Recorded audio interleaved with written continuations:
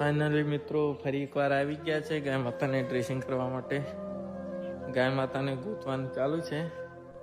આ આવે છે અમારે લાલુભાઈ. જો હજુ મળતા નથી.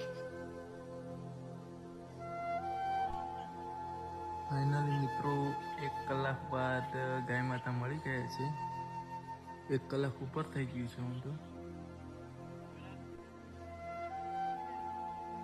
તમે જોઈ શકો છો કે